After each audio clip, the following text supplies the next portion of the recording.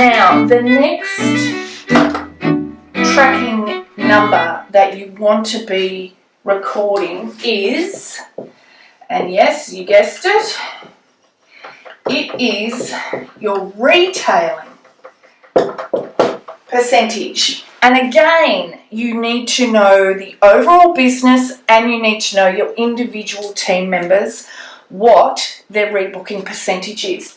Now, why was a good question before, thank you. Why is it important to track and measure the individual team members? One of the key reasons is if you have one team member who might be absolutely smashing their targets, they might be maintaining 80% rebooking rate and a 50% retailing rate. And you've got other team members that are struggling at 40, 30% rebooking rates, and maybe it's 8%, 10% retailing. If you know that you've got somebody that's up here and the others are down here, what can you do? That's right. You can have this team member or these team members supporting these team members. You can pair them together. I used to do this with my staff and they used to love this. We had one particular therapist and she was a gun at retailing, an absolute gun. And the other girls would almost have their ears up against the door thinking, how does she do this? And they would actually listen in on how she held a conversation with her clients and how she achieved such amazing retailing percentages. Because sometimes people just have a gift. They just know how to sell products to their clients without selling. And sometimes they don't realise, well, why is it that my retailing percentage is 50% and hers is only 8%? Because they've got a gift. And you know what? The gift sometimes can be as simple as somebody has really good skills at creating rapport with clients. Now, creating rapport, I go into a lot more detail in the Solutions membership. That's the bit.ly link to get there. We haven't got time to cover off creating client rapport today. But as I say, there's a complete module in there that will cover all of that. And with your really good therapist that can retail well, it may be that they just naturally can create amazing client rapport. Other staff members can excel at retailing because they just have this sponge mind. And when you have a new product come into the business, or it might be you invest in a completely new range, and they just take to that range like a duck to water, and they just love it, and they're using it, and they're loving the results, and they're just simply sharing those results with their clients. And because they're so genuine, the clients are just, it's like, sure, if it's working for you, yeah, I'll grab that cleanser too. Or the other thing that really, really improves retailing is product knowledge. If you can speak with complete and utter confidence in your products, they will sell every single time. Anyway, I digress. So, retailing. So if you go to the Salon Whisperer book, we're at page 13, the same rules apply for working out the retailing percentage as they do for working out your rebooking rate. So as a guide,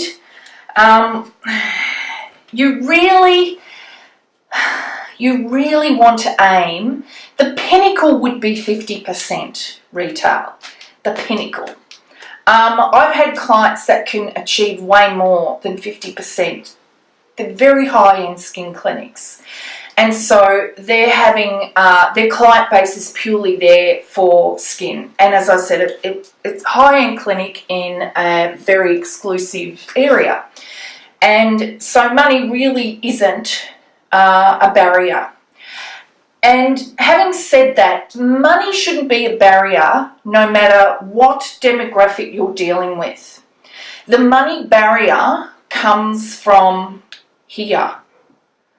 Okay, I'm sort of going down a rabbit hole a bit with working into mindset, but we'll stick with retailing at the minute. And this can be a block for some of your staff. If your staff are assuming, oh God, I don't think George could afford, an exfoliating mitt, and so I'm just not going to even ask him. That's prejudging, and you and your team should never ever prejudge somebody, because some people just look a bit like a slob, but it doesn't mean that they don't have money coming out their wazoo.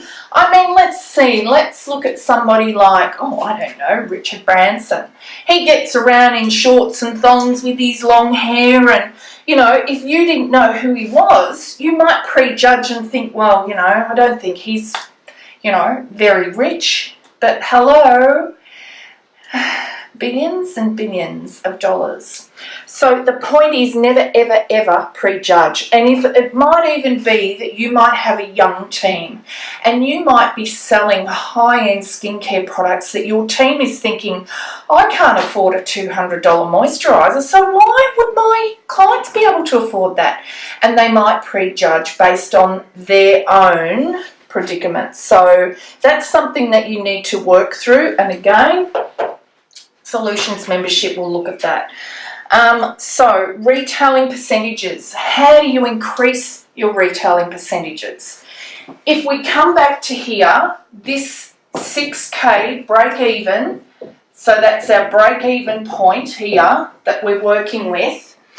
And if we're looking at the weekly numbers, and it might be that the retailing percentage overall for the business might come in at, let's say, 10%. Okay.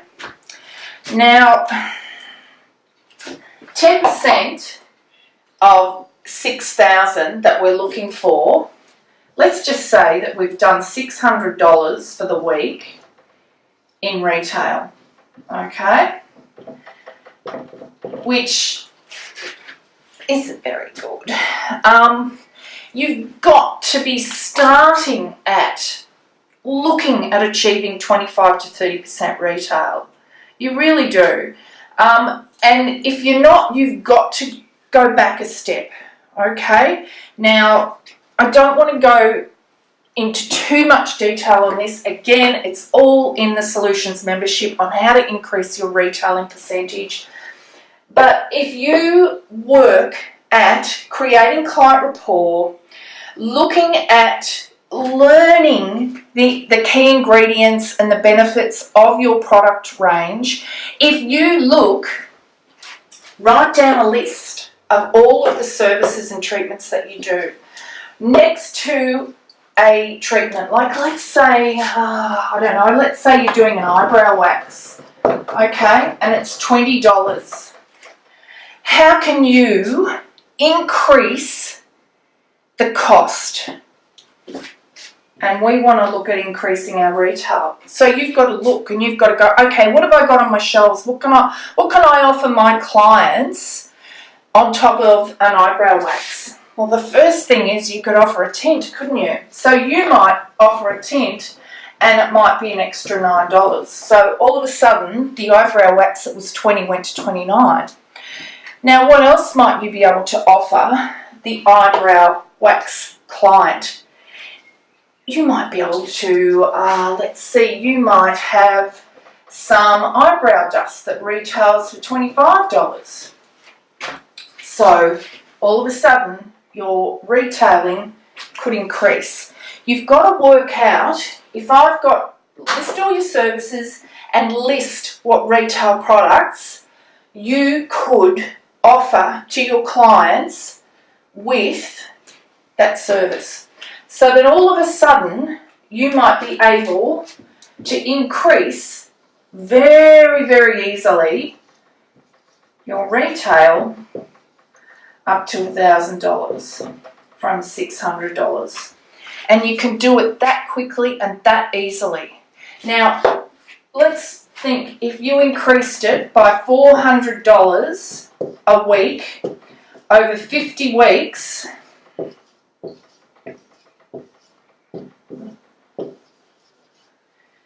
four fives are 20.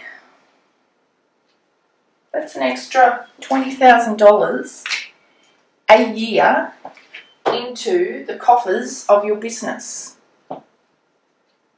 Easy.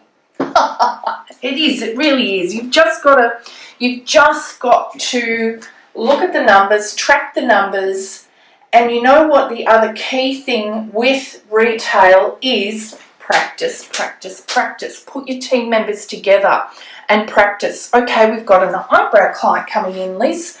What do you think that we could offer them that would improve their experience?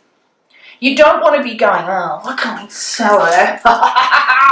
You know, thinking, well, it's all money going in my pocket. You're coming from the wrong angle, okay? You're not retailing for the sake of retailing and just trying to push product onto your clients. No, and that's when you will feel like the pushy salesperson.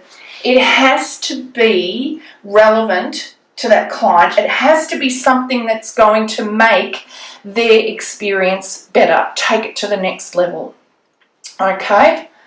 Alright, so that is retailing. That is why retailing is so critical, because if you increase your retailing, you increase your income and you won't have any problems getting to your BEP and exceeding it.